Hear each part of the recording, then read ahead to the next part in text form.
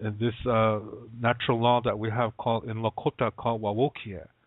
That what you do, that's gonna come back. That's gonna come back around stronger, 4 times as strong. Whatever it is, whether it's good or bad, it's gonna come back 4 times that kind of energy, whatever it is. So I think we should really think about that. That there is a way that we can bind ourselves to each other, and if that way exists, then shouldn't we be using it in a healthy way to nurture each other, to support one another, instead of backstabbing each other, instead of attacking each other and saying, well, hey, if you don't agree with me, then you're wrong. Or my way is better than yours. Or us Lakotas are better than you Navajos. Or the Lakota way is the only way. Or, do you see what I mean? See, the problem with you Navajos is this. If you did it more like us Lakota people, then you wouldn't be in such a difficult way that you are today. Do you see what I mean? See, here we have things that are called ethnocentrism, when you judge another culture by your culture standards, and we have paternalism, is when you think you know what's right for everybody because you're paternalistic. You think you're a father. You know what I mean? That you know what's right for everybody, and if everybody just follows your way, that the world will be a happy place. And then you have a dogmatic way of thinking where you're saying my way is the only way. If you don't agree with me, then you are wrong, and if I will prove that you're wrong, and if you still don't agree with me, then I must destroy you. And here we're this is what we call duality. This is where one component tries to rise above the other one and uses whatever means to accomplish that. And people use emotions as well when they do things like this, and they will get you to feel a certain emotion, and depending on whatever emotion that is, they're going to try to get you to stay in that emotion, because this way they can control you. So this is how duality works. It's really a wicked system, and so how do you get around that? How do you deal with something like that? It is a difficult thing, yeah. But that's the key word, difficult. And I think in Lakota Star Knowledge, for example, it teaches that everything has at least three perspectives. Everything has at least 3 components to it. And most of the time, it's more than 3. But it's always going to be at least 3. Okay? And these components, what we're supposed to do is identify them and learn from them, make the best of the situation, ponder it. Do you know what I mean? And when things like this happen, then we're able to we're going to achieve peace through that. Yeah, we're going to find balance within our life. We're going to grow spiritually and emotionally. Yeah, we are going to become healthy people. We're going to come to the present moment. We're going to come with peace. We're going to come to peace with the past, the part of the past that bothered us, the part where we had troubles, the part where we had difficulties or traumatic situations or whatever. We will eventually come to peace with that. Yeah, and this is how do you do this? Yeah, because this has to happen. To when you look at these components, yeah, you look at a situation, you identify the components, and you have to keep a mindset where you say more. What can I learn from this? Or you look at it and maybe it's just something that affirms something you already know. Or maybe it's something that can learn from you. Do you see what I mean? It's not going to be this or that. It's going to be this, that, and the other. And sometimes there's a bunch of others. You see what I mean? It's always going to be at least three perspectives. So when you can do it like that, then you're on a healthy road. Yeah? But part of this process includes taking care of yourself as best as you can, physically, mentally, spiritually, and emotionally. These are the four parts of yourself. And where they connect is deep inside of you. This is your sacred center. Yeah? Just imagine yourself being a medicine wheel. Okay? And these four parts represent those four parts that I just mentioned. And in the center of that, that's your sacred center. So when you can take care of these four parts as best as you can, see, you're establishing your foundation in that sacred center. And there is also a piece of the Grandmother Earth. And this is where you keep a connection. This is where you show honor. This is where you are saying you love, you respect the Grandmother Earth. Yeah, there's a part of her that's in that same location. So when you live in this healthy way, you're maintaining that connection. And where the sacred center is, there's no language, there's no culture, there's no skin color, there's no race, there's no gender. Yeah, it is a sacred center. This is what we all have. This is what connects us to each other. This is what makes us what our ancestors say, ikje. This is common. This is what we have in common. Yeah? So, when we can live in this manner, then we're communicating from that sacred center. And we're not communicating, for example, as a Lakota or a German or a Japanese or whatever. You're communicating as a human. You're communicating as ikje. Yeah, this is really important. And so once you establish that, this is, like I said, this process is going to include you taking the time to know you or to know yourself. And once you do that, this is going to be a habit that you're going to have for the rest of your life. And it's going to be one of the most powerful tools that you'll ever have in your life. And this is a good thing. Yeah, so when you encounter something for the first time, you will take the time to check it out. You'll take the time to examine it and say, how many perspectives does this have? What can I learn from this? Or maybe it can learn from me.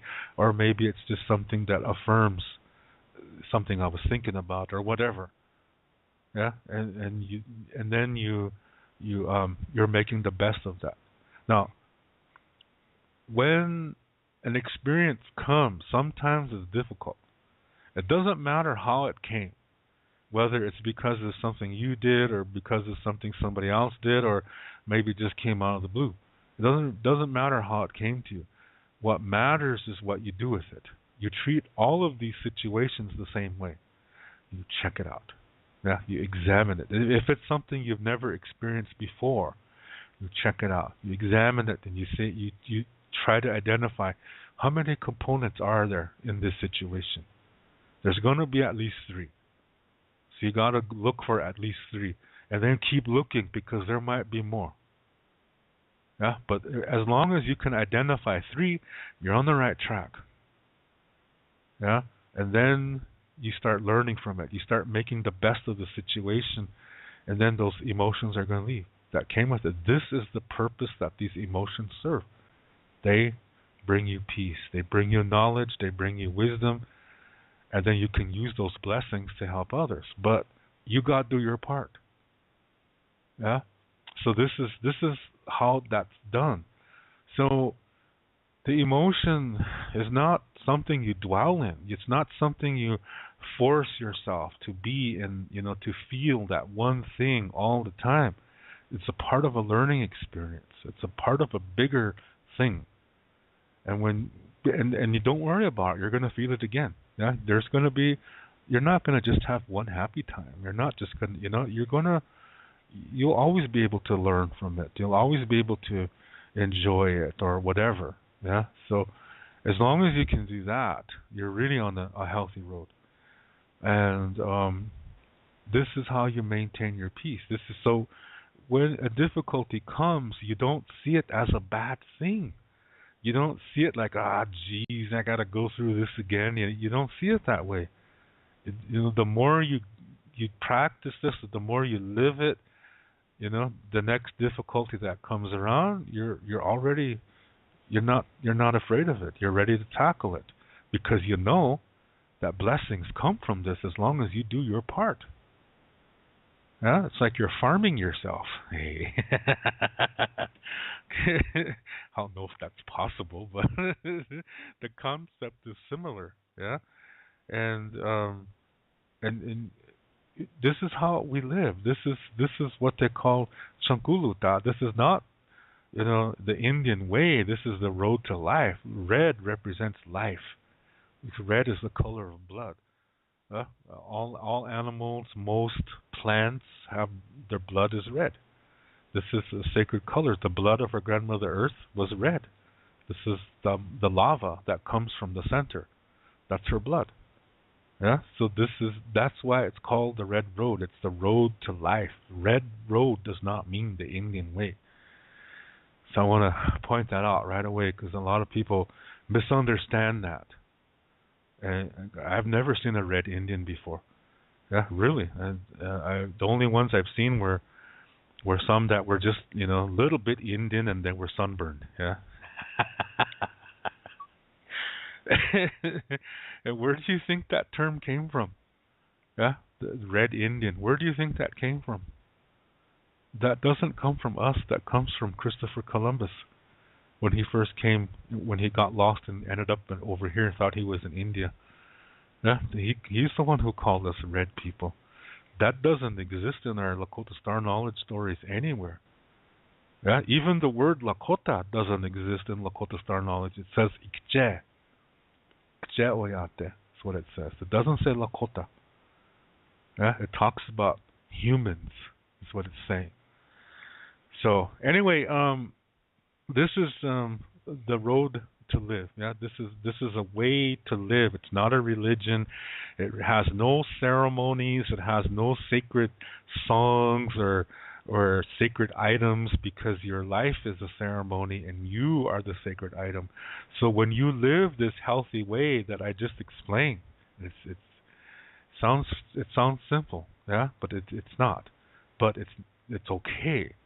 Yeah, don't worry about whether it's easy or hard. That's not the point. The point is that you do it so you can learn, so you can live, so you can love. This is how that works. Yeah, and the way you think about it is don't think about whether it's a good thing or a bad thing because that's where you're going to throw yourself off. You just see it as, okay, this is a learning experience. This is something that I have to, there's something about this that I got to learn from this, yeah, and see what I can do, and let's make the best of it, yeah. Let's make the most of it, and have hope, yeah. That's really a powerful thing too. So. This is really a foundation of living this Lakota Star Knowledge way. And this way is incredibly old. It's older than the 7 Lakota ceremonies. So those ceremonies, they're not even 2,000 years old. The White Buffalo Calf Pipe is not even 600 years old. What I am talking about is several million years old. And how do I know that? Well, it talks about the way the world used to be. And when scientists date that's several million years ago. Yeah. It talks about what the world was like in the beginning. It talks about the one continent. It talks about these giant animals that were troublesome. It talks about a lot of things like this. And it even describes them. It even describes how they smell. And somebody had to be there to record that. Do you see what I mean? So that's what I go by, and this is what the stories teaches. That it's what's important is what's deep down inside you, that sacred center. That is because of the most basic foundation concept, and that is that reality begins within. So to have a healthy anything, you have to go within yourself. You have to get to know yourself and come to peace with those things that bothered you in the past. And sometimes you might need somebody to help you with that. Sometimes we can't do it alone, and that's okay. We're designed to communicate with each other. We're designed to help one another. We're designed to give help. We're designed to ask for help. Yeah? We're designed to give and to receive. Our lungs teach us that with every breath. So when you have an ideology that teaches that it's better to give than to receive, then those who are receiving are seen as less than. They're seen as lesser people, less important. And that's just not healthy. That puts the giver above. That's a separation. That is duality. Yeah, when one side separates from the other and says, I'm better than you, I'm stronger than you, I'm smarter than you. If you don't agree with me, then I will destroy you. That's duality. Yeah. So, once again, just let me try to recap here, is that, when we live our lives and trying to live them as healthy as we can, and when things happen, if it's a difficult one, then we got to, take a break, stop, look at it, examine it from all perspectives that we can to see what it's about. How does it work? What does it mean? Does it mean anything? What can we learn from it? How can we make the best out of the situation and then do it? Then those feelings that came with it leave. And then you get peace, you get knowledge, you get wisdom. Now you can use that to help others. You see how that works? It's pretty cool. And then sometimes things happen that are just nice. Yeah? Again, just like with difficulties, sometimes it's because of something you did or what somebody else did, or sometimes it just happens out of the blue. It doesn't matter which way it came. You enjoy it. Yeah, you take the time to enjoy that until the next experience comes. Could be another blessing. Yeah, this is that way. Yeah, this is the Lakota Star Knowledge way of living. And the reason why it's called Star Knowledge is because, see, it begins within you. This is how the universe was created, from within. So when you can know you're within really good, yeah, that you take that time to know it and see how it all connects, and that when you live a healthy life, you're nurturing everything inside of you. That is a universe. And this is a healthy foundation. So when you do that, then you naturally can do that with everything around you. So what this is saying is that before you can understand the universe out there, you've got to understand the universe inside of you. Because reality begins within. You see what I mean? So all these, experiences that you had in your life, the ones that didn't turn out good for you or whatever, you can turn those into learning experiences. You can transform those into situations where you will achieve knowledge, you will achieve wisdom, and you can then use that to help others, and now you're a blessing. Do you see how that works? That's a wonderful, wonderful way. And it's about connecting to each other. It's about helping one another. Blessings helping blessings is what this thing is, man. Hey. But that's the concept. Yeah, that is the concept. And And so then you can understand what's out there, and then there's another way you can, you don't need a spaceship or some kind of transporter or whatever to understand what's out there. There's another way to do that. But you have to start within yourself first, because that's where it begins. That's why this is called Lakota Star Knowledge Spirituality. Yeah? So, now, getting back to this part where I said, when a person looks at a situation, an experience comes to him or whatever, and he looks at it and just says, "Oh, I like this part here. I'm going to keep this, and that's the good part. I'm going to call that my part, and the rest of it is no good, so that's trash." And see what he did? He took one part, rejected the others. And since Lakota Star Knowledge says that there's at least 3 parts to every situation, what he did was he just accepted 1/3 and rejected 2/3 of that situation. So he only can comprehend 1/3 of that experience. He only sees 1/3 of it. So just imagine a person who does this their whole lifetime. The more they live in this way, the less of reality they can comprehend. And that's why a lot of people who are this way are incredibly thick-headed. And it can develop into personality disorders. It can lead to physical illness, because this is all connected. The mind, the heart, and the body. When I say heart, I mean emotions, the soul. They're all connected. If one part goes down, the other parts go down.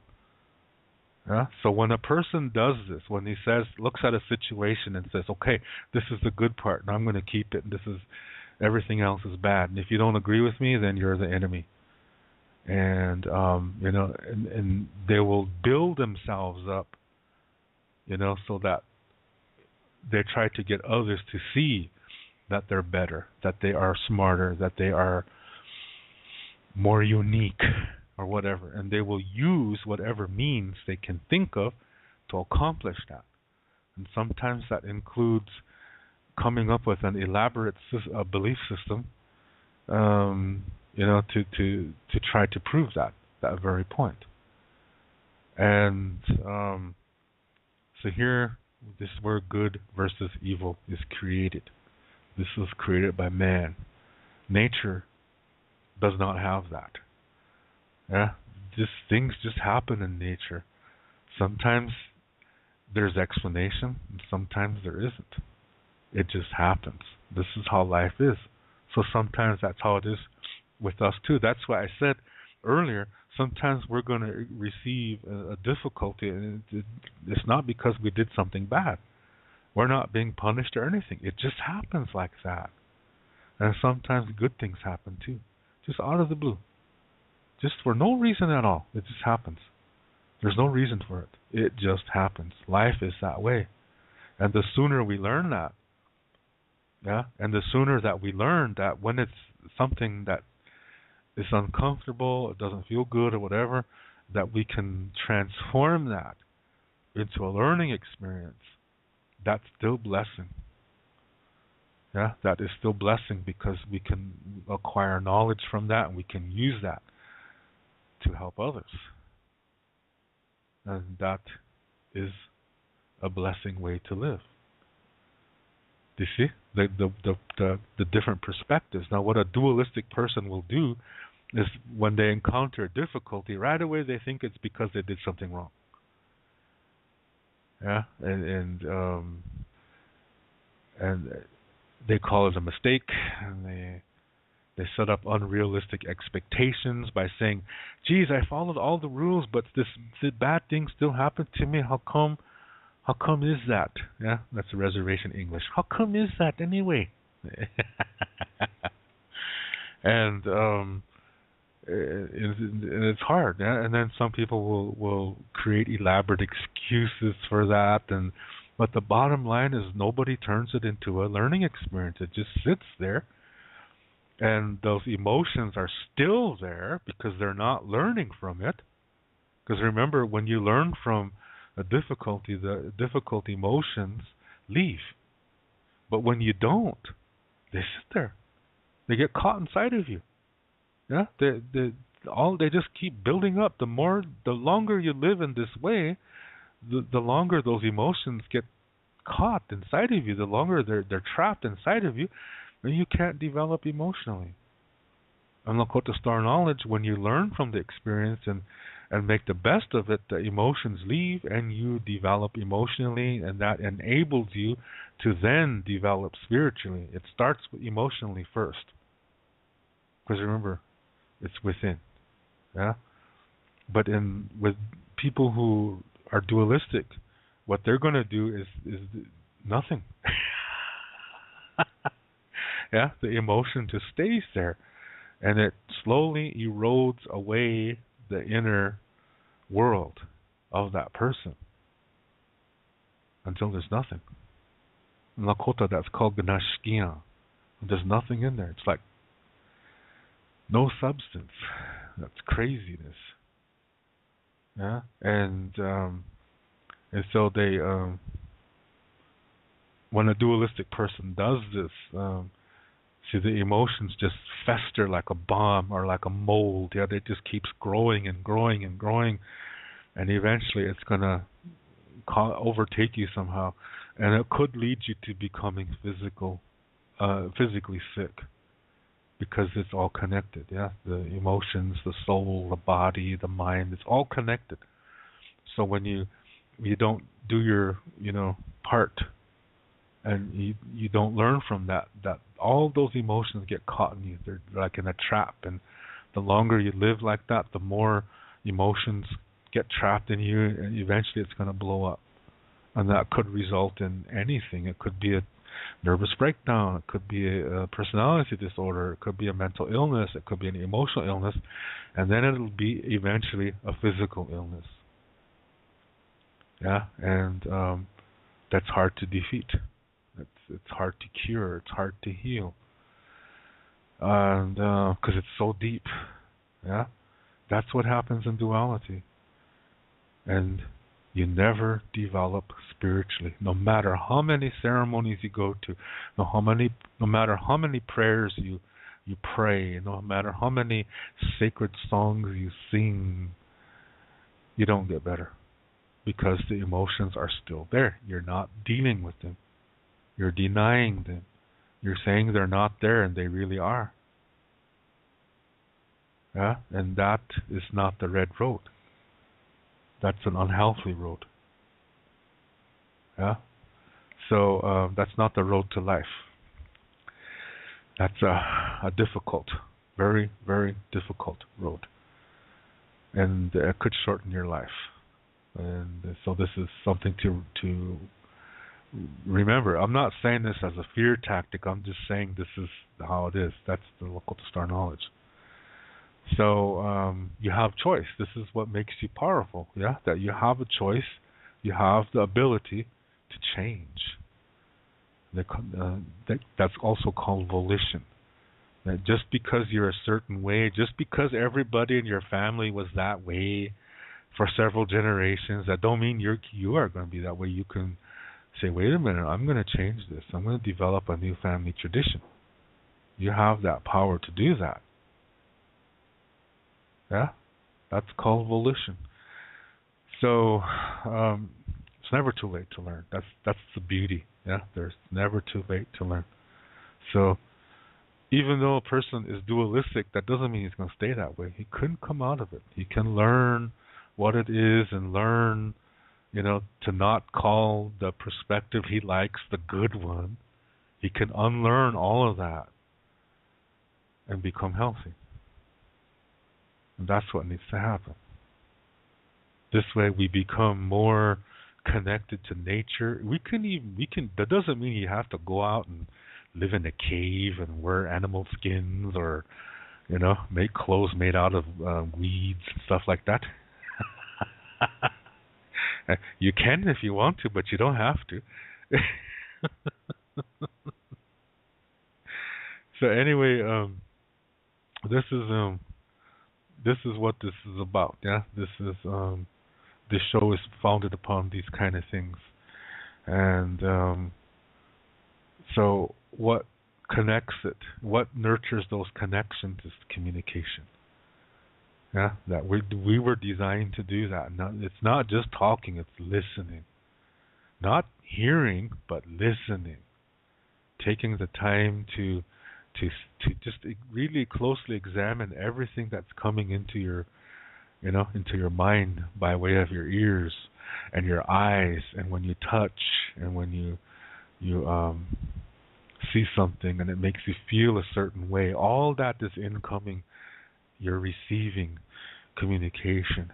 That communication includes that too, because you can do that either in a healthy way or an unhealthy way.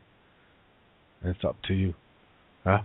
But it's really gonna influence the way you live too. So these are just concepts, okay? And I'm just kind of just sharing them with you to explain, the foundation of this show. And I try to do this shortly, but it's good to talk about these things, yeah, because sometimes, it's good to repeat these things because sometimes you might hear something that you didn't hear in the previous show, and I said the same thing, yeah.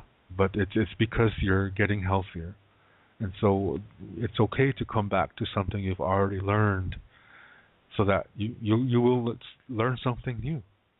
It was always there. It's you who's changed. Yeah, the healthier you become, the more you can see, the more you can perceive things and understand more, learn more, and then you can help more as well. So this is it's a way to live.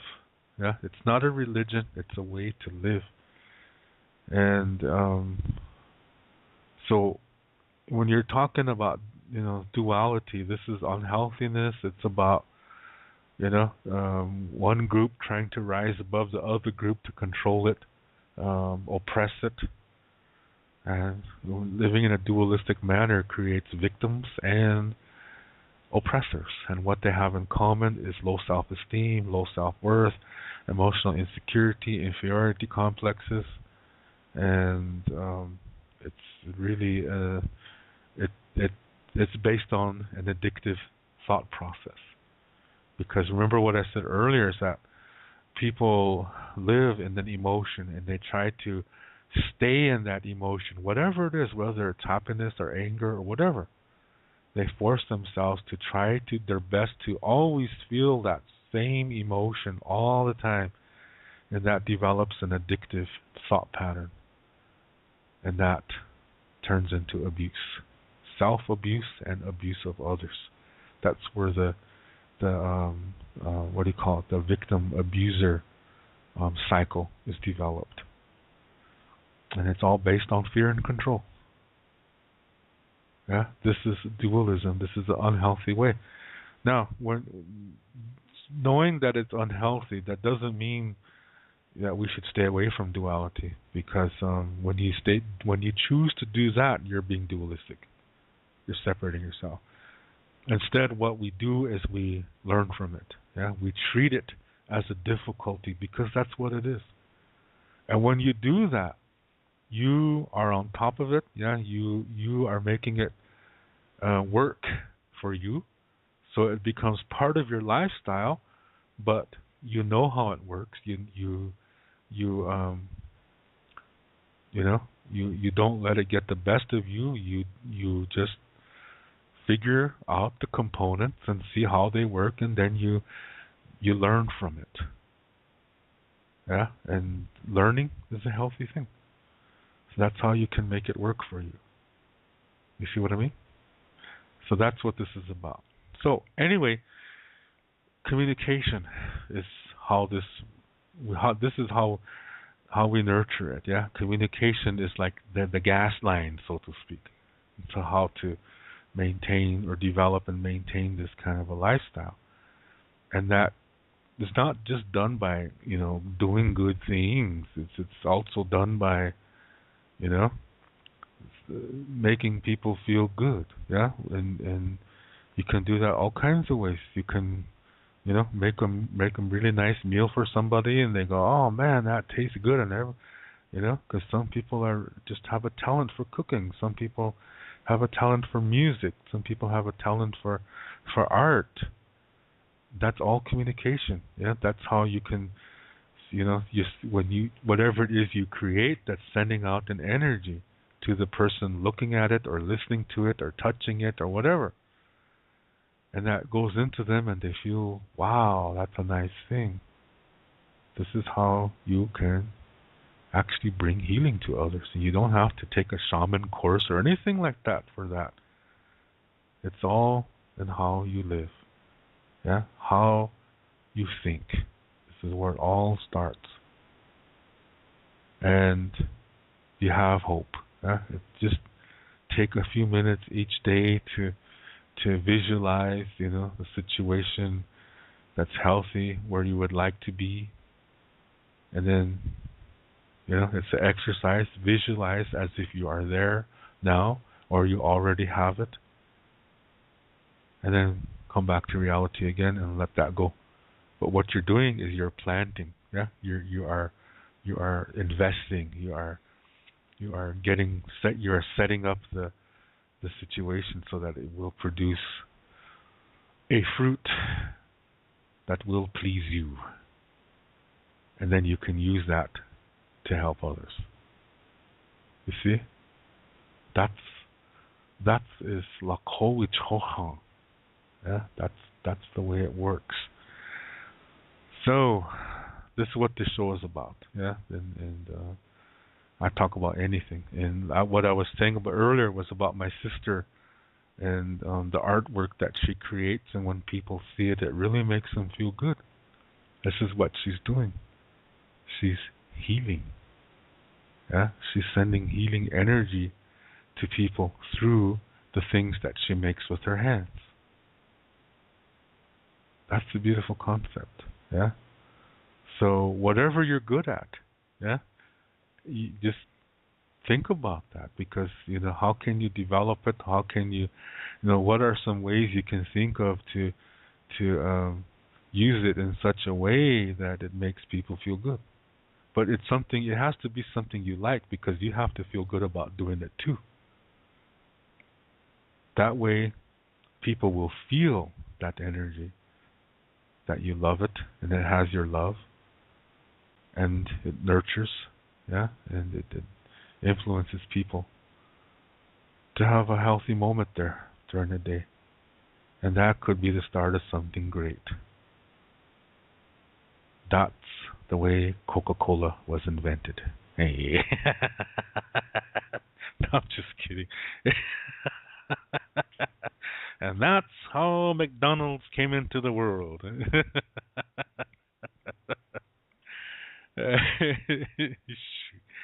Anyway, yeah, so again, whatever it is you're good at, yeah, whatever your talent is, and just think about that, yeah, because you can use it to nurture others, and that's going to come back to you 4 times strong. Or if you use it in an unhealthy way to separate others so that they oppress one another, that's going to come back to you too 4 times as strong. Yeah, so just think about that. That's all I'm saying. Yeah, so whatever your talent is, and even if it's talking, yeah, because some people have a voice that calms people down. Maybe you're one of those kind of people. Yeah, and it just makes people feel good when they hear you talk.